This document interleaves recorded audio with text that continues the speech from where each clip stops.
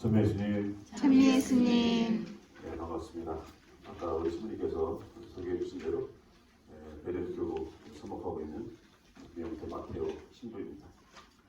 우리 두분 어르신 신부님께서 초대해 주셔서 이 귀한 자리 여러분들 함께 하셔서 너무 기쁘고 또 영광스럽게 생각합니다. 그리고 오늘 성소주일이죠.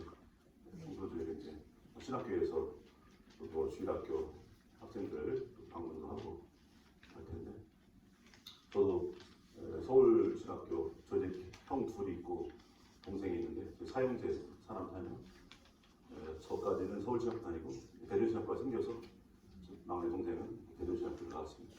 4명이 다 신분이에요.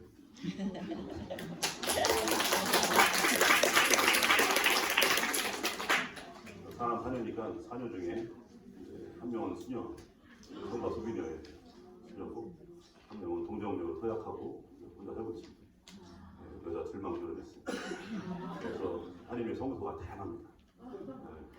오늘 성소주일 모두의 성소에 대한 하나님의 부르심에 대해서 우리가 귀 기울이고 응답하기 위해서 우리가 또 깊이 묵상하고 또 기도하는 날인데, 특별히 또 특별히 오늘은 또 사제 수도자 성소를 특별히 기억하면서 하나님께 또 기도하는 날이죠.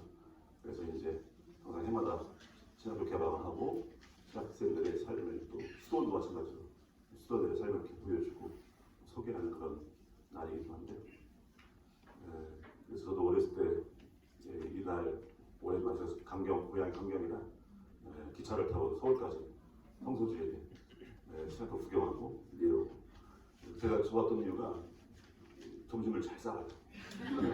평상시에는 천천타가 그날 바로 소풍 가는 날이다. 아주 그날만 기대하면서 또 서울 구경 가니까 너무 좋았습니다. 그런 기억이 나는데, 근데 아까 말씀드렸지만 사실 성소주일은 우리 모두에 대한 하나님의 부르심, 그리고 그 부르심에 대한 우리의 응답, 우리 되새기고 또 충실하게 살아가기 위해서 다짐하고 기도하는 그런 날인 거죠. 하나님 백성 모두에 대한 부르심 한번 새겨보는 시간인 겁니다. 보통은 이제 뭐 사제로 부르셨다, 수도자로 부르신다, 또는 의사로, 농부로, 선생님으로 이렇게 보통 많이 설명할 때 가만히 보면 직업을 얘기하는 건가? 물론 그것도 부르심의 또 하나겠지만, 사실 하나님의 부르심 하면 우리가 곰곰이 생각해 보면 당신 구원으로 부르신다, 이렇게 생각해 볼 수 있겠죠. 우리의 모두를 당신의 구원으로. 그리고 부르신다라는 말 그 안에는 뭐가 포함되어 있냐면 우리의 응답이 포함되어 있는 거죠. 부르시는데 거부하거나 못 듣는다, 그런 이제 문제가 생기는 겁니다. 그래서 하나님의 부르심에 대해서 우리의 충실한 응답, 이거 함께 맞물려 있는 거죠. 그러면 당신 구원으로 부르신다, 이렇게 표현할 수 있습니다. 그런데 그 구원의 부르심은 모두를 향해 있는 거죠. 우리가 추구하는, 그래서 우리 신앙이 추구하는 구원은 모두의 구원입니다. 그래서 천주교의 공식 용어가 뭐죠? 가톨릭이죠. 전 세계적 공식 용어 가톨릭. 가톨릭의 뜻은 보편적이다. 그 안에 교리들, 진리가 보편적이다, 뭐 이 뜻도 되지만 굉장히 중요한 의미가 그 안에 또 들어있습니다. 구원이 보편적이다, 이 뜻이 들어있죠. 보편적 구원, 특정한 사람이나 특정한 계층을 위한 구원이 아니고 모두의 구원, 모두를 잘 살게 해주신 하나님, 그러려고 부르시는 그분의 부르심에 우리가 응답하고 따라가고 살아가는 것, 이게 우리 신앙의 내용인 거죠. 그래서 우리 신앙을 한마디로 정의하라 하면, 다시 말해서 이 두꺼운 성서를 좀 짧게 요약해달라 하면, 하나님은 사랑이시고 그 사랑으로 우리를 지으시고 기르시고 살리신다, 이렇게 표현할 수 있겠습니다. 우리 모두를 구원하시는 거예요. 잘 살게 해주신다, 이거죠. 너무 깁니다. 좀 짧게 요약해 주세요. 잘 살아보세요. 그것도 좀 긴데요. 참삼. 그것도 길어요. 참. 우리를 다 살게 해주다. 보편적 구원. 그런데 그럼 여기서 보편적 구원이라고 할 때 한 대 문제가 생겨요. 우리의 처지가 다 똑같지 않습니다. 그죠? 근데 우리의 시간과 공간은 한정되어 있죠. 또 우리들의 능력도 한정되어 있고, 그래서 보편적 구원으로 부르신 하나님의 부르심에 응답한다고 할 때 사실 나 한 사람의 구원은 모두의 구원과 연결되어 있어요. 지금 연결되어 있는데 모두가 함께 살기 위해서는 이제 우선순위의 문제가 발생돼요. 우선순위. 모두가 함께 잘 살아야 되는데 그 중에 가장 절박한 사람이 있는 거예요. 가장 어려운 사람, 가장 가난한 사람. 그들부터 먼저 챙길 수밖에 없죠. 그래야 다 함께 살 수 있습니다. 왜냐하면 형편이 다 같지 않기 때문에 어떤 사람은 많이 가도 넉넉한 사람이 있습니다. 그죠? 알아서 한 10년, 20년 충분히 스스로도 살아갈 수 있는 사람이 있는가 하면 어떤 사람은 빠듯이 살아가는 사람이 있어요. 어떤 사람은 당장 죽게 생긴 사람이 있습니다. 이 모두가 보편적 구원을 향해 나아가려면 여기서 누구를 챙겨야 돼요? 그렇죠. 지금 가장 나 좀 죽게 생긴 사람, 이 사람부터 챙기는 거죠. 물에 5명이 빠졌다. 한 사람은 대통령, 한 사람은 의사, 한 사람은 농부, 한 사람은 젊은이, 한 사람은 본당 신부. 누구를 먼저 구해요? 수용 못하는 사람부터. 수용 못하는 사람부터 구해야죠. 가장 놔두면 죽게 생긴 사람. 마찬가지로 우리 세상을 살아가면서 모두가 함께 잘 살아간다. 이 우리 궁극적인 목적입니다. 보편적 구원. 그런데 그 중에는 절박한 사람들이 있어요. 그래서 그들을 챙겨야 됩니다. 이게 우리가 구원을 향해 나아갈 때 가져야 할 기본적인 소양이에요. 나 혼자만 각자 도생으로 자신의 구원만 위해 나가는 게 아니에요. 나의 구원은 모두의 구원과 연결되어 있어요.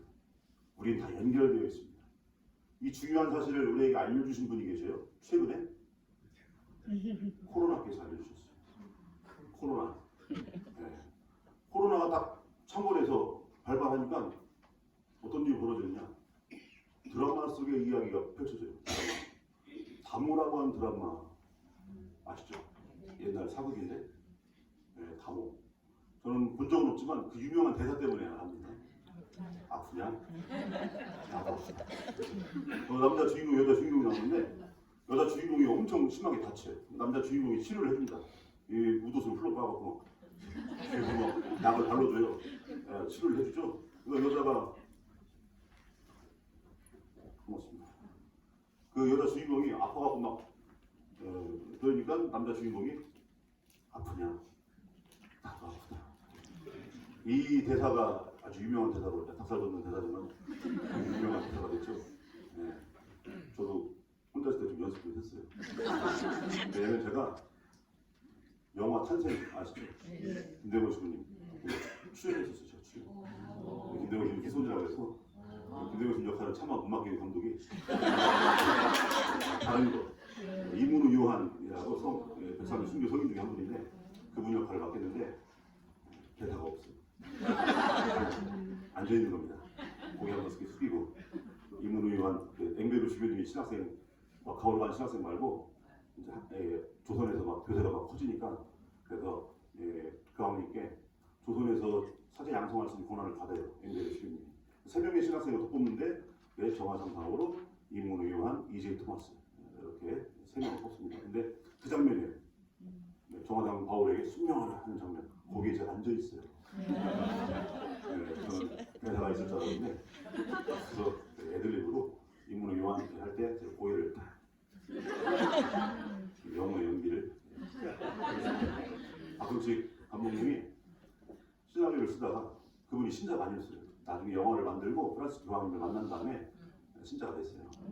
근데 그 전까지는 신자가 아니어서 그래도 감수성이 있기 때문에 시나리오를 딱 지키라고 김대건 신부님에 대해서 막 연구를 하고 그랬는데 막히는 거예요. 뭔가 중요한 대목에서 김대건 신부님의 멘트로 이제 굉장히 감동적인 말을 해야 되는데 이게 잘 안 나오는 겁니다. 그러다가 제가 평화방송에서 이제 토크쇼에 나가고 제 입에서 나오는 부엌 같은 말씀들이 감독님의 가슴 울린 거죠. 저한테 전화를 하셨어요. 이거 써도 되냐고. 얼마든지 갖다 쓰시라고 하면서 하신 말씀이 신부님은 연기도 잘 하시게 되겠습니다. 제가 그런 소리 많이 들어봤습니다. 저한테 이제 대본을 보내주신다고 해서 제가 할 대목을 평화편으로 표시해 주신대요. 딱 봤더니 대사가 없고 그냥 지문만 있어, 지문만. 하여간에 최선을 다해서 그거 나오는데 한 5시간 찍었어요. 영화가 힘든 작업이구나.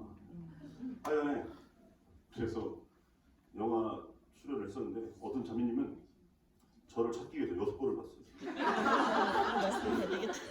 못 찾았어요. 자, 뭐 7번째 보려고 이제 보고 있습니다. 이 영화에 뭐가 있어요, 제가. 그래서 그 감독님께 제가 아쉬움을 표현했습니다. 대사가 없어서. 그랬더니 다음번에 꼭 차기 잡되 내가 있는 걸로 주겠다고 약속을 받았는데, 그래서 연기 연습을 할 때 그걸 아프냐? 아깝다. 요것도 한번 연습해봤어요. 그 드라마의 다모란 영화에서 아프냐? 나도 아프다. 이게 현실이 됐어요. 뭐 때문에? 코로나 때문에. 만약에 지금 2020년이라고 쳐요. 2020년. 코로나가 한참 막 창궐할 때죠. 공동체미사도 중단됐었죠. 그런데 우리가 이러고 있어요. 만약에. 하지만 않는 짓을 우리 하고 있어요. 그런데 뭘 했죠 이제? 몰래? 집에 왔더니 목이 자꾸 아프고 기침 나고 열도 나고 하나 봤더니 내 옆에 앉았던 그 여자가 아까 미사할 때 계속 기침하고 이상하게 막 하고 막 그 여자구나. 그 여자. 네. 그 여자 때문에 내가 아픈 거야. 그대로죠. 아프냐? 어쩐지 씨 나도 아프다.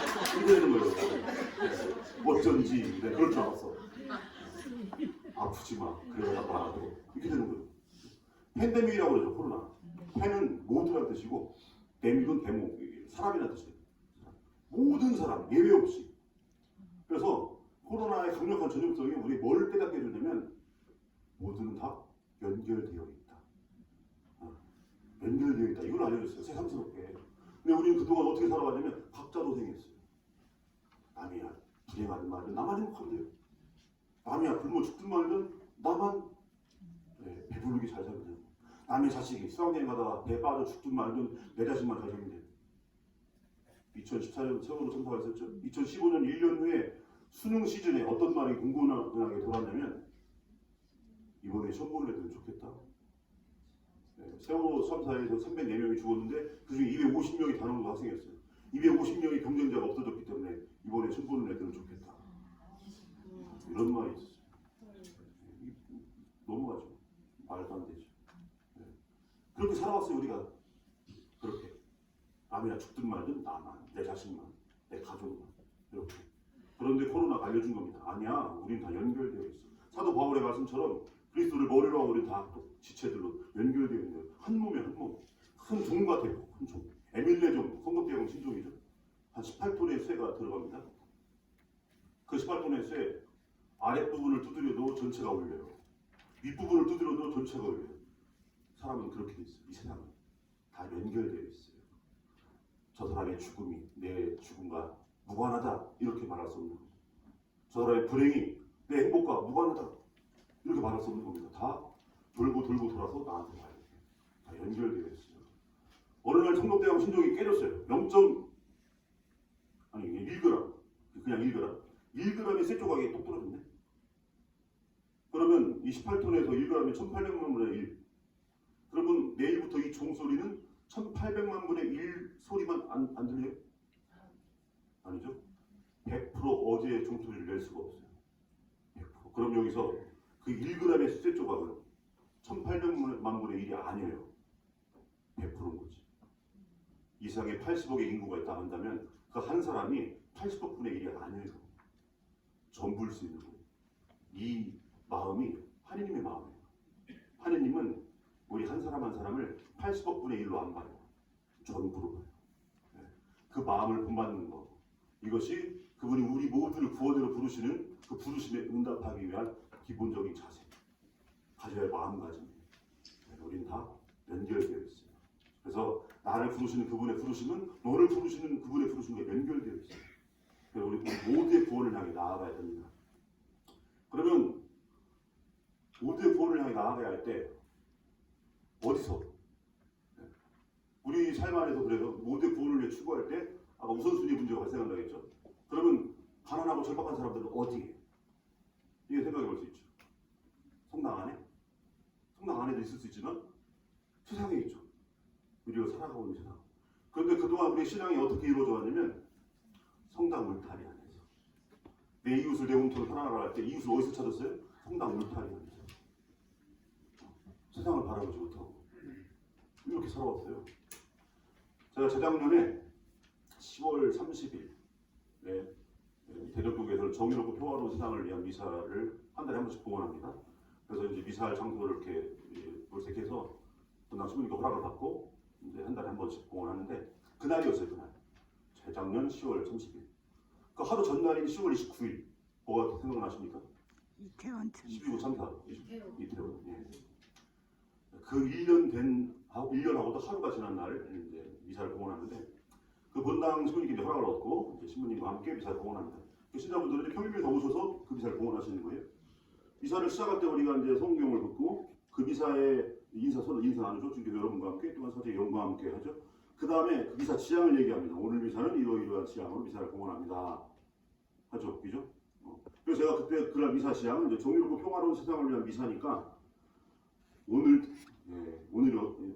어떤 날이냐면 어제가 딱 1년 전에 159명의 젊은이들이 길 한복판에서 선체로 질식해서 죽었던 거죠. 그래서 그 159명의 그 젊은이들의 희생을 생각하면서 그들의 영혼이 하나님의 자비하심으로 영원한 생명을 얻기를 함께 기도합시다. 영원한 생명을 위해서.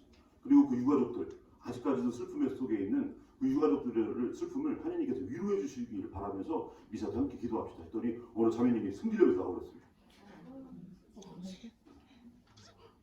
이해가 되세요? 내가 뭐 잘못했나? 내가 무슨 김일성 위해서 기도하자 이런 것도 아니고 159명의 우리 아이들이잖아요. 우리 형제고 우리 자녀들이고 그죠? 그 영원한 생명을 위해서 기도하자 그랬고 그 유가족들 슬픔을 위로해 주시자 기도합시다 했더니 나가버렸어요. 승질내면서 나중에 미사 끝나고 신부님이 막 화가 났더라고요. 주인 신부님이 속상하고 창피하죠.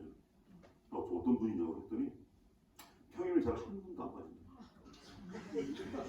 평일을 한 번도 안 빠지고 미사 전에 와가지고 항상 십자가의 길을 본대요.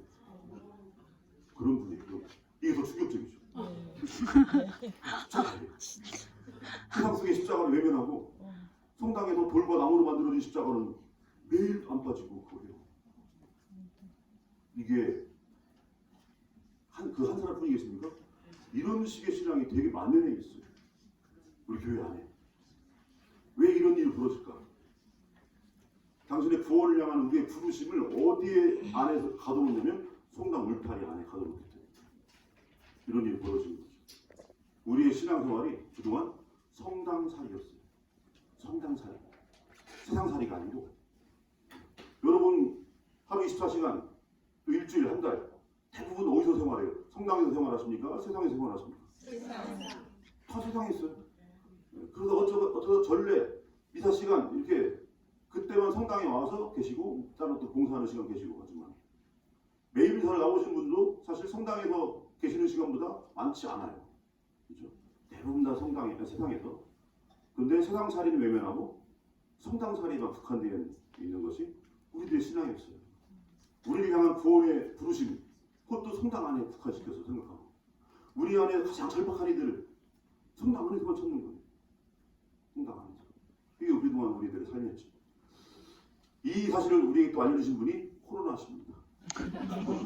코로나 한창 창궐할 때 길을 가다가 자매님 만났어요. 자매님을 마스크 쓰시니까 올라갔는데 그분이 저를 알아보시더라고요. 저는 마스크를 써도 알아보게 되겠네요. 그래서 안녕하세요. 누구시더니 아무개입니다. 자매님. 그 자매님은 정말 열심히 다니시다가 공동체 미사가 중단됐을 때 있죠.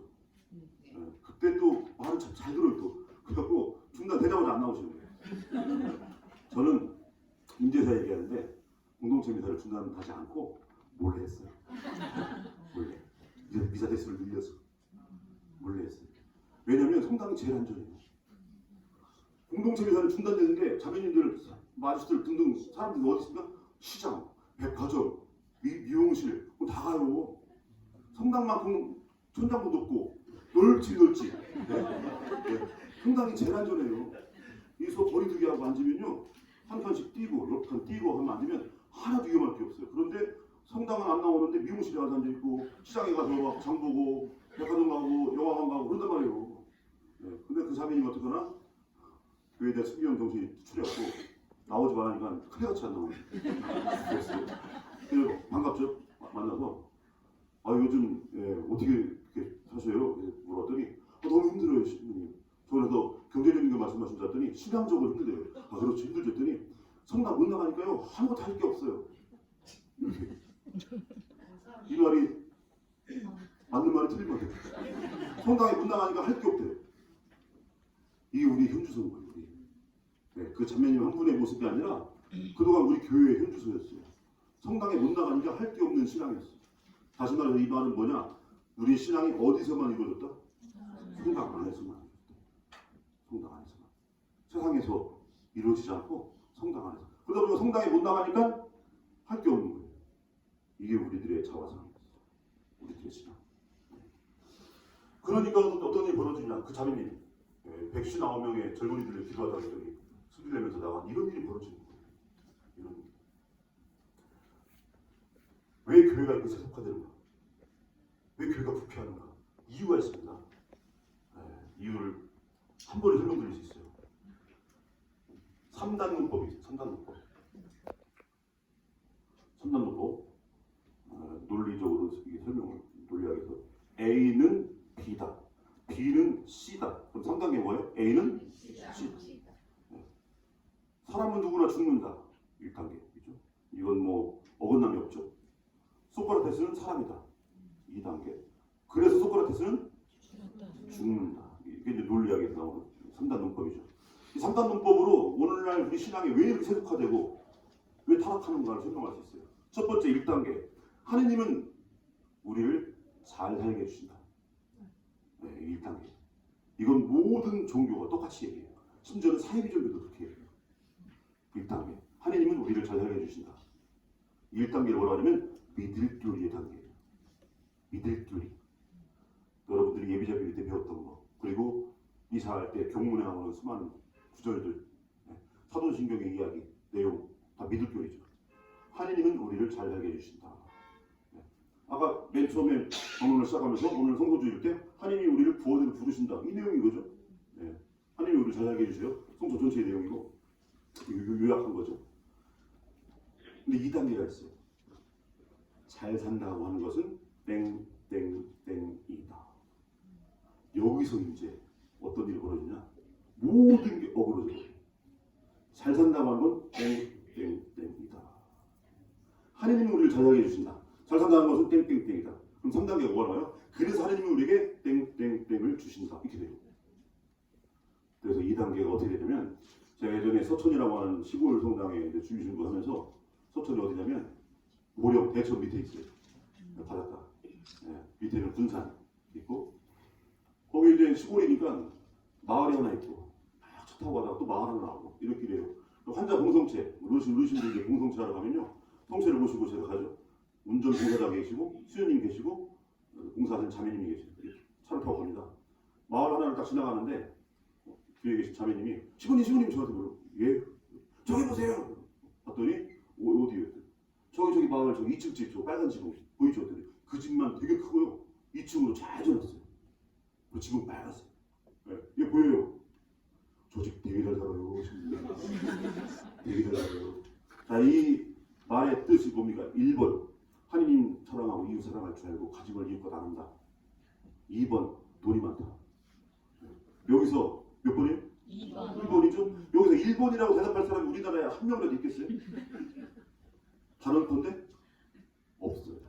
남녀노소 빈부귀천 할 거 없이 이 시대 우리에게 잘 산다는 뜻은 돈과 명예와 권력이에요. 돈이 많다. 권력. 근데 돈과 명예와 권력이라고 하는 안에 전제가 돼 있어요. 남들보다. 이게 전제되어 있는데요. 모두가 다 같이 돈과 명예와 권력이 있는 그걸 추구하는 게 아니고 잘 산다고 하는 것의 의미는 남들보다 나만 돈이 많은 거, 남들보다 나만 높이 있는 거, 남들보다 나만 유명해지는 거. 이걸 잘 산다고 하는 거예요. 차별적인 돈과 명예와 권력. 왜냐면 잘 산다고 하는 것보다 그 이면에는 그 말 안에는 권력이라고 하는 게 들어있어요. 남들보다 더라고 하는 격차. 권력은 격차에 생겨요. 여기 계신 분들이 다 똑같이 100억 원씩 갖고 있으면 100억 원은 숫자 1 옆에 동그라미가 몇 개예요? 그래서 서민들이니까 안 나오는 거예요. 10개. 숫자 1 옆에 10개. 이게 100억이에요. 한 분이 그 전에 딱 대답하더라고요. 100억이요? 농협 직원이었어요. 그분을 제외하고는 다 대답을 못해요. 왜냐면 우리에게 100억이라는 개념이 없어요. 그죠? 1억원도 소용이 저본 적이 별로 없으니까. 어쨌든 다 100억원씩 갖고 있으면요, 이건 권력이 안 돼요. 다 잘 살면요, 이건 권력이 아니에요. 나만 1000만 원을 갖고 있고 나머지는 한 푼도 없을 때 1000만 원이 권력이 돼버려요. 니들 배고프지? 밥 먹고 싶지? 그러면 이제 끝나고 여기 앞에 줄 서 있어. 그러면 배고픈 사람은 줄 서요. 그죠? 땡전 앞은 없으니까. 그때 1000만 원이 권력이 되는 거예요. 나만 갖고 있어야 돼요. 여기 계신 분들이 다 왕이에요. 그 옆 사람한테 여봐라 하면 누가 됐네. 다 왕인데? 그럼 권력은 어떻게 생기느냐? 나만 이장이고 동네 이장, 나머지는 그냥 동네 주민이에요. 그때 이장이 권력이 돼요. 신방리 주민들 알려드립니다. 오늘 2시까지 마을에 가서 모이세요. 네. 한 가구당 비료 랩세시 드립니다. 2시까지 안 오면 없어요. 없어요. 네, 이장님 말씀이 법이에요. 2시까지 와야 돼. 네, 이게 권력이 되는 거예요. 그래서 다 똑같은 권력이 안 돼요. 그러니까 우리가 세상에서 추구하는 잘 산다고 하는 개념, 특히 돈과 명예와 권력은요, 남들보다라고 하는 게 전제되어 있습니다. 자, 이것이 이 시대에 잘 산다고 하는 것의 정의예요. 하느님 사랑하고 이웃 사랑하고 정말 가난한 사람 가진 걸 나누고 이런 뜻이 아니에요. 네, 이 시대는 그렇게 대답하는 사람은 한 명도 없을 거예요. 그러면 이제 어떤 일이 벌어집니까? 3단계가 이제 작살이 나는 거예요.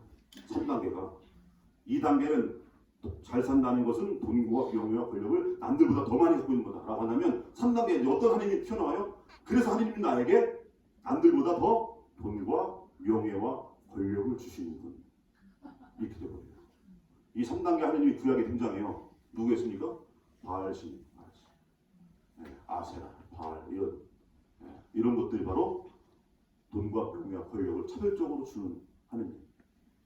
많은 사람들이요, 십자가 앞에 절하는데 실질적으로 내용을 까보면 바알신에게 절하고 있어요. 근데 욕망은 지금 잘 산다고 하는 건 돈과 명예와 권력을 차별적으로 나만 많이 갖고 있는 겁니다. 나만의 행복, 다른 사람의 불행을 바탕으로 한, 다른 사람들의 배고픔을 바탕으로 한 나만의 배부름, 이런 것들을 잘 사는 거라고 생각하기 때문에 십자가에 절하면서 바알신에게 절하는 이런 신앙이 되어버리는 겁니다. 3단 문법에 의해서. 그럼 여기서 그러면 정말 중요한 게 뭡니까? 2단계죠. 잘 산다고 하는 것에 대한 정의를 올바르게 갖고 있어야 돼요. 그럼 2단계를 뭐라고 합니까? 사회교류의 단계예요. 2단계가. 1단계 하느님 우리를 잘 살게 해주신다. 이게 믿음교류의 단계라고 한다면 2단계는 뭐냐? 잘 산다고 하는 것은 뭐냐? 이 정의를 내려주는 것이 사회교류예요. 세상 속에서 어떻게 살아야 하는 것이 잘 사는 것인가? 하느님 보시기에 좋은 삶인가? 이웃과 더불어서 본적 구원을 위해서 정말 저 절박한 사람들, 저 가난한 사람들, 고통받는 사람들과 함께 더불어서 우리의 구원을 이루기 위해서 우리가 어떤 모습으로 살아가야 하는가? 2단계라는 거예요. 근데 그동안 우리 교회가 2단계를 무시해버렸어요. 네. 왜 무시했겠어요? 이 또한 교회가 권력화됐기 때문에. 세상 신자들이, 세상 사람들이 세상을 바라보게 되면요, 교회는 권력을 잃어버릴까. 그래서 성전 중심주의라는 게 그런 거예요. 성전에나 가둬놓은 성전 안에만. 여기 안에만 구원이 있어. 라고 모여들게. 그래서 그럼 성전에는 누가 중심입니까? 성직자죠. 성직 중심주의가 됩니다. 그래서 성전 중심주의, 성직 중심주의, 이걸 공고히 하기 위해서 신자들한테 세상에 뭐가 있어 아무것도 없어. 요거를 교도와. 그래서 교회로 다 들어오게 만드는 이런 식의 신앙이에요. 그러면 성당 안에 전례 거행은 누가 해요? 사제가 하죠. 성직 중심주의가 되어버리는 거예요. 성당살이가 되는 거고, 전례 중심으로 되는 거고, 성시자 중심, 믿음교회 중심. 그러다 보니까 세상살이는 배제되고, 여러분 보편사제직 배제되거든요. 보편사제직. 성당에서 여러분들이 해야 할 보편사제직이 있어요? 없어요. 성당에 여러분이 무슨 일 합니까? 촉 깎고, 꽃꽂이하고, 밥 짓고, 청소하고 그래요. 보편사제직이 설 곳이 없어요. 성당 안에서는. 보편사제직은 세상에서 하는 거예요. 세상에서. 근데 세상살이를 외면해버리니까, 성당만 얘기하니까 여러분의 보편사제직은 설 자리가 없어요. 그러면서 뭔 얘기합니까? 자꾸 신호달릴 때 왔어요. 함께 가재. 음식점이랑 함께 가는 음식점이랑. 함께 갈 수가 없어요. 여러분들 할 일이 없으니까. 지가 다 하면서. 쟤네도 못 올라가게 하래. 쟤네도 못 올라가게. 가면 통로도 못 쓰게 하고 딱 막아놨잖아요. 여기는 시민들만 다니는 곳이. 전례 때 사제들만 다니는 길이고 니들은 가면 안 돼. 관계자 출입금지 함부로 다니면 안 돼요. 거기는 수녀들도 조심하게 다니는 오로지 사제만 이렇게 돼버려요. 그럼 어떻게 여기서 신호자리 따스를 어떻게 이루어요? 어떻게 함께 가자고. 지가 다 하면서. 그죠? 여러분들이 해야 할 일을 세상에 널렸는데 그걸 막아버렸으니까. 그러니까 여러분의 일상에서 이루어져야 되는데 맨날 전례, 물론 전례 중요합니다. 모든 것의 중심이라고 얘기 맞습니다. 그런데 그걸 중심으로 뻗쳐나가야죠. 여러분 일상 속에서. 근데 그걸 막아놔요. 혹은 난 믿을 교리. 그러면서 사회 교리에 대해서 외면하게 되는 거죠. 쇠로 만든, 돌로 만든 십자가를 절하면서 진짜 십자가들 있잖아요. 세월호 304명, 이태원 119명 등등해서 세상에 수많은 참사들, 그 속에 울부짖는 고통받는 사람들, 노동 현장에서, 그죠? 그 수많은 십자가들이 있는데 그 십자가를 외면하면서 돌과 나무로 만든 십자가만 절하게 만드는 이게 무슨 짓인가 이게. 사회교리를 그동안 외면해왔죠. 왜 믿을 교리라고 하는지 아세요? 우리가 사대교리 생각해보세요. 천주 존재, 삼위일체, 강생 구속, 상선벌합 있죠? 예를 들어서 교리교사가, 예를 들어서 수녀님이, 수녀님들 예비예교리 자주 하시니까 교리를 가르치죠. 삼일체 교리를 가르칩니다. 성부, 성자, 성령 막 얘기해도 못 알아들어요 사람들이. 그러니까 이제 수녀님이 좋은 예를 하나 들어야지 하고 삼일체 하느님은 태양과 같아요. 태양 본체가 있죠. 성부이세요. 성부. 거기서 빛이 쫙 나오죠. 성자. 거기 열이다 열. 성령. 그래서 스스로 뿌듯하죠. 내가 너무 예를 잘 들었구나. 그런데도 그걸 들으면서 한다는 말이 예비자가 그러면 하느님은 태양이십니까? 이러고 가는데 그러니까 아니 그게 아니고 하느님이 태양이라는 뜻이 아니라 말을 하자면 예를 들자면 그런 거였더니 그럼 도대체 제가 이게 아니 그게 근데 알다가도 모르겠어요 이게 도대체. 그러다가 얘기하다가 뭐라고 합니까? 최후 마지막 믿으세요. 그래서 믿을 끓인 거예요. 그냥 믿으세요. 형제님 지금요 한 달밖에 안 남았어요 세례가. 네? 지금 6개월 동안 휴가라고 교리 받았는데 인제 와서 그래서 어떻게 하십니까? 한 달밖에 안 남았는데 저기서 이제 네? 마지막 시험 보고 세례 줄지 말지 지금 결정하는 건데 지금 이러시면 곤란해요. 그러면 예비자가 어떻게 생각해요? 쫄죠. 무서워요. 왜냐면 6개월 동안 그 고생을 했는데 인제와 3일째 그 못 알아들었다고 세례를 못 받으면 얼마나 아까워요. 그래갖고 믿는 거예요. 그냥 이 믿을 줄 그래서 믿는 거예요. 뭐라 합니까? 말을 고상하게 하죠. 하느님의 신비는 머리로 이해하려고 하는 게 아니고 그냥 받아들이는 겁니다. 그러면서 이제 아우구스티누스 성인의 얘기를 하면서 막 조개 껍질로 막 바닷물을 떠갖고 뭐 구멍에 넣는 애기가 야 그게 어떻게 바다를 보다 구멍에다 다시 보느냐 했더니 당신이 말이 삼위일체 교리를 이해하는 것보다 얘가 바닷물 떠서 넣는 게 더 쉽지 이런 얘기 있어요. 그런 얘기 들려주면서 이해하려고 하지 말고 받아들이는 거예요. 그게 믿음이에요. 그러니까 그때는 아멘 하는 거예요. 왜 믿어서 아멘이 아니고 못 받을까 봐. 그러니까 그렇게도 어쩌거나 어거지로 받았습니다. 세례를 받았어요? 아빠가 이걸 듣고 받았는데 문제는 지금부터 이제 납득한 게 아니잖아요. 납득. 그죠? 납득하지 못했어요. 그냥 무서워서 받았어요. 이해하고 주세요. 그러니까 주님이 다치는 거예요. 그러고 납득하지 못해서 받았으니 세월이 흐르면서 온전하겠어요 이 신앙이? 네. 그러니까 이상하죠. 늘 매년 새 영세자들 늘 생기는데 허구한 날 숫자를 똑같아. 물을 부면 이게 조도도 차야 하는데 물을 부어도 늘 똑같아. 왜 그러겠어요? 여기서 새나가요 자꾸. 왜 새나가겠습니까? 납득이 안 되니까. 도대체가 그죠? 근데 삼일체 교리를 아주 쉽게 알려면요, 깨달으려면 세상을 봐야 돼요. 이걸 잘 쉽게 설명해 주는 게 부부 일심 동체. 서로 피 한 방울 섞이지 않은 인간들이 그렇다고 살면서 같아져요. 심지어는 생긴 것도 같아, 생긴 것도. 네, 서로 잘못 나가면 서로 기분 나빠하겠지만 같아져요. 왜 같아지는가? 여기서 말하는 일심이요, 일심이. 이걸 사랑이라고 하는 사랑. 사랑하게 되면 같아져요. 바꿔 말하면 사랑하지 않으면 갈라져요. 남북이 왜 갈라지겠어요? 사랑하지 않으니까. 부부가 왜 갈라지겠어요? 사랑하지 않으니까. 형제끼리, 피를 나는 형제끼리 왜 갈라지겠어요? 사랑하지 않으니까. 세상을 보면요, 삼일체의 신비가 이해가 돼요. 아, 그렇지. 사랑하면 하나 사랑하지 않으면 갈라지지. 서로 싸우고 전쟁하고 죽이고.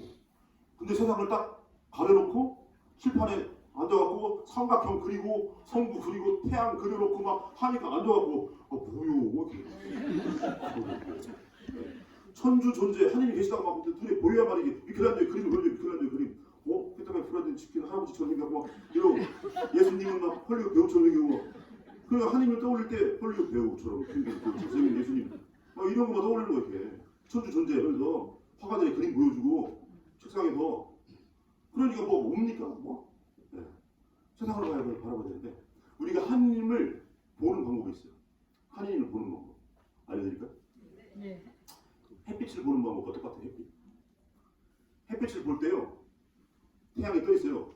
이렇게 봐요. 누구셨어? 여기서 햇빛을 누구셨어? 네. 태양을 볼 때, 햇빛을 볼 때 태양을 직접 보면 눈 멀어. 잠깐 봤다가 아우 누구셨 다음에 그다음 눈 떠가고 보면은 다 깜깜해. 그죠? 아무것도 안 보여요. 그러면 햇빛을 보는 방법 뭐냐? 햇빛이 비춰진 피조물을 보는 거예요. 햇빛이 비춰진 피조물. 그래서 장미의 붉은색 이게 햇빛이에요. 백합의 하얀색 이게 햇빛이에요. 사랑하는 사람의 그 눈빛 햇빛이에요. 내 어머니 아버지 깊게 핀 주름살 햇빛이에요. 이 푸르른 실록 햇빛이고 저 하얀 눈 햇빛이에요. 이 세상에 존재하는 수많은 피조물의 숫자만큼이나 햇빛이 그렇게 풍요롭게 많아요. 그런데 햇빛을 보겠다고 목에 들어서 해를 쳐다보면 보여요? 안 보여요. 그래서 우리에게 신앙의 전통이 있어요. 하나님을 직접 본 사람은 죽는다. 네. 햇빛 직접 보면 눈 머는 거랑 똑같은 거예요. 그래서 하나님을 직접 볼 수가 없어요. 우리 감당할 수가 없어요. 하나님을. 네. 먼지보다 못한 우리 존재가 우주보다 더 큰 하나님을 어떻게 담아요? 네. 감당할 수가 없어요. 그래서 하나님을 어떻게 보느냐? 하나님이 비춰진 세상을 보는 거예요. 하나님 닮은 피조물들을 보는 거예요. 그때 하나님의 모습이 풍요롭고 다양하게 보여요. 그래서 우리는요 하나님 보겠다고 물론 성당에 와서 전례를 통해 하나님을 뵙기도 하지만 또 그 못지않게 정말 중요한 것은 세상 속에 계신 하나님을 보는 거. 그 다양한 그 인간의 삶과 사건 속에서 함께 하시는 하나님을 보는 거. 이게 천주 존재. 네, 우리 눈에 보이진 않지만 우리 안에 함께 가신 하나님을 알 수 있는 방법인 거죠. 근데 세상을 딱 차단시켜놓고 코튼 다 닫고 성당에서만 보라 하니까 뭐만 보입니까? 돌로 만들어 놓은 거, 나무로 만들어 놓은 거, 어느 화가가 그려놓은 거 이거만 보고 있는 거예요. 그런 십자가기를 열심히 한 다음에 저 미사 시작 때 119명의 젊은이들이 기도합시다 했더니 튀어나가 버리는 이런 일이 벌어지는 거지. 자 그래서 그동안 우리 신앙생활이 이렇게 밀도리 중심으로만 사회비리는 배제되고 성당살이 중심, 세상살이는 배제되고 전례 중심, 일상은 배제되고 이 직무사제직, 저 같은 사람 직무사제직, 직무사제 중심, 여러분들 보편사제직은 배제되고 이렇게 되거든요. 미사는요 두 개의 미사가 있어요. 첫 번째 미사가 있고 두 번째 미사. 첫 번째 미사는 성당에서 전례를 통해서 믿을교리로 된 이 기도문을 통해서 직무사제가 하나님께 봉헌하는 미사가 첫 번째 미사예요. 두 번째 미사가 있죠. 두 번째 미사는 어디입니까? 세상이라는 재단에서. 세상이라는 성전입니다. 예수님께서 성전 중심주의를 깨부시고 성직 중심주의를 깨부시면서 뭐라고 하시냐면 단 둘이나 셋이 모인 곳에 내 이름으로 기도하는 모든 곳 그곳에 내가 함께 있겠다 하면서 모든 곳이 성전이 되게 만들어졌어요. 이 성전을 허물어라. 내가 살 안에 다시 세우겠다. 당신 자신을 두고 하신 말씀이죠. 그래서 온 세상 모든 곳 그곳을 성전을 만들어주시고 성전에 갇혀 계시던 하나님을 풀어줬어요. 야훼 하나님 없는 곳 없이 모든 곳에 계신 하나님을 뜻이에요. 난 있는 자, 나다 이 뜻인데 없는 곳 없이 모든 곳에 계시다. 너희와 함께 이건데 이 하나님을요 다윗과 솔로몬이 성전 안에 가둬버렸어요. 못 움직이게. 원래는 어깨 메고 다녔죠. 성전을 그죠? 계약의 배를 달면서 우리 있는 모든 곳에 성전이 있었어요. 이동식 성전이었어요. 이동식 성전을 흙박이로 만들면서 성전 중심주의와 성직 중심주의가 시작된 거예요. 그걸 예수님께서 깨부시고 해방시켜줘요. 그래서 모든 곳에 계신 하나님을 만들어줘요. 그러니까 예수님의 이름을 야훼라는 이름과 똑같은 뜻으로 임마누엘이라고 하죠. 임마누엘. 하나님께서 우리가 함께 계시다. 그 앞에 뭐가 전제되어 있습니까? 우리가 어디 있든지 함께 계시다. 네. 그래서 둘이나 셋이 모인 모든 곳, 여러분의 삶의 모든 자리, 여러분 직장, 가정 할 것 없이 심지어 거리, 여러분이 밟고 있는 모든 곳이 바로 성전이 되는 거예요.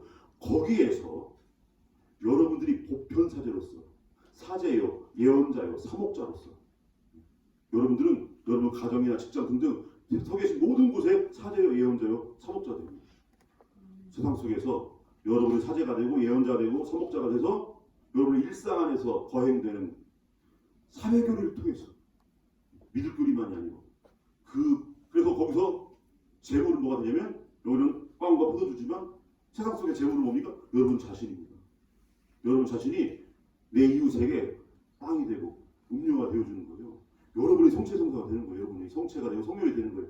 그래서 거행되는 두 번째 미사, 이 두 번째 미사가 있는 거예요. 그래서 우리의 미사는요, 첫 번째 미사로 시작해서 두 번째 미사로 완성되는 거예요. 그래서 우리 미사 첫 번째 미사를 끝낼 때 어떻게 하냐면, 자, 첫 번째 미사가 끝났으니 두 번째 미사로 갑시다, 이렇게 파견을 하는 거예요. 우리가 미사가 끝났으니 가서 복음을 전합시다, 이게 그 뜻이에요. 성당에서 전례를 통해서 사제가 밀교리된 기도를 통해서 봉헌한 이 빵과 포도주를 성체와 성령으로 추성해서 함께 나눈 이 첫 번째 미사가 끝났으니 이제 세상이라고 하는 성전에서 보편사제인 여러분들이 사회교리 안에서 여러분 스스로가 제물이 되어갖고 봉헌하는 그 두 번째 미사를 봉헌하러 가십시오.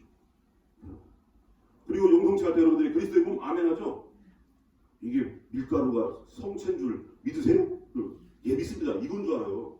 그런 의미도 들어있지만 정말 중요한 의미가 뭡니까? 내가 너희들에게 이 모든 걸, 내가 너희에게 밥이 되어주고 내가 너희들에게 국이 되어준 것처럼 너희도 세상에서 너희들이 봉헌하는 미사로, 두 번째 미사로 너희들이 내 이웃에게 빵이 되어주고 음료가 되어주겠느냐 하고 묻는 거예요. 그럼 여러분들이 아멘 하잖아요. 네, 그렇게 하겠습니다. 이거예요. 네, 저도 세상 속에서 가장 절박한 내 이웃들, 그들에게 내가 양식이 되고 내가 음료가 되게 되어주겠습니다. 내 삶으로 거행한 두 번째 미사를 통해서 그렇게 하겠습니다 라고 다짐하고 약속하는 거예요. 예. 그게 아멘이에요. 아멘. 그리고 낼름 받아보고 끝나는 게 아니라 내가 가서 이제 내 스스로가 성체가 되는 거죠. 내 스스로가 성혈이 되고. 근데 그동안 이 두 번째 미사를 너무 소홀히 했어요. 너무 소홀히. 첫 번째 미사 끝! 미사가 끝났으니 이제 끝! 이렇게 먹었어요. 두 번째 미사를 너무 소홀히 했다. 자, 이제는 균형을 잡아야죠. 둘 중에 하나를 선택하는 문제가 아니에요. 두 개 다 중요합니다. 그런데 그동안은 너무 한쪽으로 치우쳐 있었어요. 성당 자리, 직무사제, 전례, 믿을교리, 첫 번째 미사에만 국한되어 있었고, 두 번째 거, 여러분의 세상살이, 여러분의 일상, 여러분의 보편사제지, 사회교리, 두 번째 미사, 이 부분을 너무 소홀히 했다. 이제 우리가 그동안 잊고 지냈던 것들을 우리가 되찾아야 됩니다. 그래서 여러분들이 세상 속에서 이제 빛과 소금으로 세상, 빛과 소금이라고 하죠. 예수님께서 우리들의 소명을 우리 모두가 함께 구원을 향해 나아가는 주님 부르심에 대한 응답의 여정을 말씀하시면서 빛과 소금, 빛과 소금으로서의 삶이 뭐냐? 똑같아요. 아까 하나님 설명할 때도 빛이 되라 할 때 혼자 빛나라 그 뜻이 아닙니다. 빛과 소금이 되라 뜻은 비추라 돼요. 비추라고. 여러분들이 밤에요 랜턴을 깼어요. 프레시. 그럼 이렇게 봐요. 아, 왜 이렇게 어둡지? 아, 왜 이렇게 어두워? 한 다음에 이게 랜턴이에요. 랜턴 딱 켜갖고 그러면 킨 다음에 어두운 길을 비추야지 이렇게. 그렇게 하라고. 왜 이렇게 어두워? 눈은 부시겠죠? 이렇게 하는 얘기 아닙니다. 비추라는 얘기지. 너는 세상에 빛이다 할 때 비추라. 그래서 온갖 피조물들을 다 비추야죠. 우리가 하나님을 바라보는 방식, 아까 이 햇빛을 바라보는 법인 것처럼 우리도 세상에 빛이 되라 하는 것을 비추라는 얘기예요. 비추라고. 그래서 사람들이 그 속에서 하나님을 볼 수 있도록 하라는 얘기죠. 나 또 하나님을 발견할 뿐만 아니라. 자, 소금이 되라. 뭡니까? 소금 짠맛을 잃으면 소금이 할 수 없잖아요.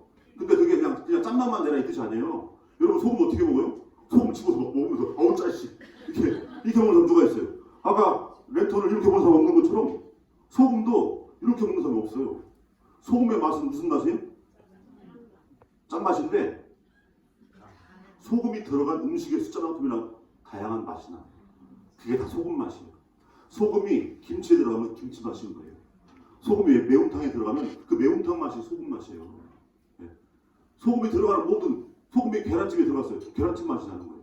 그래서 소금은요 한 가지 맛이 아니에요. 짠맛이 아니라 존재하는 모든 음식의 숫자만큼이나 많은 맛을 내요. 이게 소금이에요. 너희들 세상에 소금이 되어라. 그게 그런 뜻이에요. 함께 어우러서 그 속에 녹으라고. 녹아져라. 녹지 않는 소금 아무 소용 없는 거죠. 녹으라고 세상에서. 우리가 그렇게 살아가는 겁니다. 세상 속에서. 예. 근데 우리가 그 세상을 그동안 딱 처단하고 살아왔다. 마치 연 날리기 연과 같은 연. 그동안은요 이게 연이면 손으로 이렇게 딱 붙잡고 있었어요. 저 세상은 하늘인데 이 손은 뭡니까? 이게 성당살이, 직무사제, 전례, 예, 미들교리. 이 연은 여러분들이에요. 딱 붙잡고 있었다. 웅짝달싹. 예. 이제는 연줄을 풀어서 이 연이 하늘을 상궁을 날 수 있게 해줘야죠. 상궁을. 예. 그 세상 속으로. 하지만 항상 이 연은 뭐와 연결되어 있습니까? 손과 연결되어 있어야죠. 연줄로. 그죠? 예. 그러니까 여러분들의 세상살이는 성당살이와 연결되어 있어야 돼요. 여러분들의 사회교리의 삶은 미들교리와 연결되어 있어야 됩니다. 여러분의 일상은 전례와 연결되어 있어야 돼요. 여러분의 두 번째 미사는 첫 번째 미사와 연결되어 있어야 됩니다. 여러분의 보편사제직은 직무사제와 연결되어 있어야 돼요. 둘 중에 하나 선택하는 게 아니고 연이 손과 연줄로 연결되어 있는 것처럼 그래서 균형을 이루는 겁니다. 그래서 하늘을 안고 날아갈 수 있어요. 그럼 여기서 만약에 뭐 둘 중에 하나만 하지? 그래갖고 연줄 딱 끊어버리듯이 예, 성당살이 뭐이 직무사제로서의 그 전례, 미들교리 이런 거 다 등한시하고 첫 번째 미사 등한시하고 그냥 세상 속에 다 할 수 있어 해버리면 어떻게 됩니까? 마치 연줄 끊은 연처럼 되는 거죠. 연이 막 잘 나는데 연줄 다 끊어버리면 어떻게 됩니까? 막 미친 듯이 막 하죠. 미친 연이라는 거예요. 이런 게 아니고 연이 막 잘 하다 연줄 딱 끊으면 그러면 연이 두 개다. 그러면 뭐가 되지? 네. 그래갖고 연은 연줄과 연결되어 있어. 손과 연결되어 있어야죠. 그렇게 균형을 이뤄야 된다. 자, 하여튼 우리 둘 중에 하나가 아닙니다. 다 조화를 이뤄야 된다. 성당은요, 여기서 우리 함께 미사를 복원하고 있는데 타볼산과 같아요. 타볼산이 어떤 산이에요? 뭐가 이루어졌죠? 영광스러운 변모이죠. 예수님의 거룩한 변모가 이루어진 그 산인데 성당이 그런 장소입니다. 전례가 그런 거예요. 예. 그래서 그 아름다운 모습을 베드로가 그 환희에 차서 정말 너무 황홀하니까 저 푸른 초원 위에 그리 같은 집을 짓고 한 명은 살아봅시다. 남진의 노래를 부르잖아요. 와, 주먹 세 개를 하나는 주님께 하나는 모세에게 하나는 엘리야께 드리고 싶습니다. 여기서 그냥 살죠 하잖아요. 그 말 하자마자 내려오죠. 예수님. 부활하고 내려와요. 왜 그러겠어요? 그 영광스러운 모습. 그 모습은 산 꼭대기에서 이루는 게 아니고 산 밑에. 그 산 밑에가 어디예요? 세상에서. 예. 우리가 이루어야 할 구원을 향한 여정은요. 성당 울타리 안에서 이루는 게 아니고 세상에서. 그래서 성당은요. 기어들어오는 것이 아니고 파견하는 것이 파견하는 것이에요. 예. 저 바깥은 너무 위험해. 여기 지하 깊은 막 지하 막 100m, 500m에가 벙커 하나 만들어 놓고 여기로 들어와. 여기는 안전해. 햇볕 다 터져도 여기 끝도 없어. 여기 들어와. 이건 성당에서는 안 되는 거예요. 성당은요. 그래서 프랑스 교황님 돌아가신 교황님은 성당을 뭐라고 표현하냐면 야전병원. 그죠? 빨리 치료하고 어디로 보내요? 전쟁터로 또 보내요. 네, 전쟁터로. 이게 성당인 거예요. 제자들한테 예수님 십자가 죽음, 물론 부활까지 얘기했지만 부활은 귀에 들어오지도 않고 제자들이 막 쫄아있죠. 막. 아씨, 왜 이상한 소리 하고 계시지? 뭐가 참 위축되어 있고 막. 그러니까 그들에게 예수님께서 보여주십니다. 그 부활의 모습을. 네, 그 구원의 모습을. 그런데 그냥 머물러 있고 싶죠. 그때 예수님이 내려오죠. 그 길은 여기에 있는 게 아니고 저 세상 속에 있는 거다. 그리고 성당은요. 그걸 보여주는 곳이에요. 마치 영광스러운 변모처럼 보여주지만 그 영광에 도달하는 길은 세상 속에 있는 거예요. 우리가 사랑해야 할 이웃은 세상 속에 있는 거예요. 우리가 하나님을 바라보는 것도 물론 전례를 통해서 바라보기도 하지만 하나님 닮은 세상 속에서 바라보는 거다. 네, 그래서 우리는 이 균형을 항상 갖고 살아가야 한다. 이 균형감을 우리가 잃지 않아야만이 우리가 부르시면 우리가 충실히 응답하고 살아갈 수 있는 삶인 거죠. 네. 마무리 하면서 이게 잘 될 리가 없죠. 쉽게. 그죠? 네. 이게 잘 될 리가 없습니다. 네, 노력이 필요합니다. 네, 우리 교회는 여객선이 돼서는 안 되고 어선이 돼야 돼요. 어선. 여객선은요. 승객들이 할 일이 없어요. 괜히 돌아가다 보면 빨리 앉아 계세요. 우리가 알아서 할 테니까 하잖아요. 지금 교회가 그래요. 그리고 여객선으로 돌아다녀 보면 뭐가 붙여 있습니까? 관계자의 출입금지 다 써 있어요. 여러분들이 갈 수 있는 곳은 객실, 화장실 이거밖에 없어요. 할 일이 없어요. 지금 교회가 그래요. 자기들끼리 다 해요. 교황님, 주교님, 사제 지들끼리 다 해요. 그래서 앞으로 교회는 어떻게 변해야 되냐? 여객 아니 어선 다 할 게 있어요. 어떤 사람은 배 운전하고, 어떤 사람은 그물, 어떤 사람은 낚시하고, 어떤 사람은 뭐 고기 손질하고 할 게 다 있어요. 우리 교회는 그래야 돼요. 세상이라는 바닷속에서 함께 일하는 어선이 돼야 되는데 여객선이 돼서는 안 되는 거죠. 근데 그게 한 번에 이루어지느냐? 아니죠. 우리 모두의 노력으로 또 한 번에 내일 갑자기 이게 아닙니다. 우리 삶을 그런 의식을 가지고 하나 노력해 나갈 때 조금씩 조금씩 이루어지는 거다라는 말씀을 드리면서 마무리하도록 하겠습니다. 긴 시간 들어주셔서 감사드리고요. 그 5,000명을 먹이신 기적에서 우리가 자꾸 습관적으로 5,000명만 자꾸 보잖아요. 근데 이 제목을 저는 잘못 붙인 것 같아요. 이건 빵 5개와 물고기 2마리에 남은 이렇게 해야지 5,000명을 먹이 기적 해버리니까 자꾸 5,000명만 봐요. 그러면 어떻게 됩니까? 제자들과 똑같이 얘기해요. 우리한테 이거밖에 없는데요? 어떻게 이 사람들 다 먹여요? 이렇게 200데나리어치 빵 하루에 품삯 10만 원이면 2천만 원, 2천만 원의 돈이 있어도 못합니다. 이렇게 돼버려요. 그런데 예수님은요, 그런 결과를 얘기한 게 아니에요. 지금 내가 가지고 있는 거, 지금 내가 할 수 있는 거, 지금 내가 갈 수 있는 길, 지금 내가 줄 수 있는 거, 여기에 충실하라. 그 결과는 5번밖에 못 먹을 수도 있어요. 5,000명 먹으신 기적을 10번 중에 한 번도 못 할 수도 있어요. 그 결과는 하나님께 맡겨드리고 우리가 할 수 있는 거에 충실한 거예요. 그래서 5,000명을 먹은 기적을 자꾸 결과 중심으로 바라봐서는 안 되고, 사실 그래도 이 명칭은 저는 별로 만들지 않습니다. 사실 이 기적은 오병이어의 기적이에요. 오병이어의 기적. 빵 5개, 물고기 2마리의 기적인 거예요. 내가 할 수 있는 걸 최선을 다한 나머지는 하나님께 맡겨드리면 그분께서 대다수 할 만한 그 믿음으로라도 산을 옮기는 것처럼 반드시 우리의 정성으로 보다 하나님 보시기 좋은 세상을 만들어 주실 겁니다. 그리고 지금까지 우리나라 여정들 보시잖아요.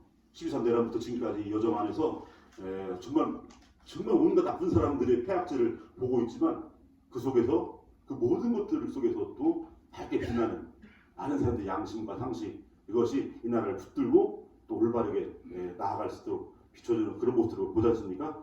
그런 작은 정성들이 오늘날 이 나라를 또 더 좋은 나라를 만들 수 있을 거라고 생각합니다. 하여튼 고맙습니다.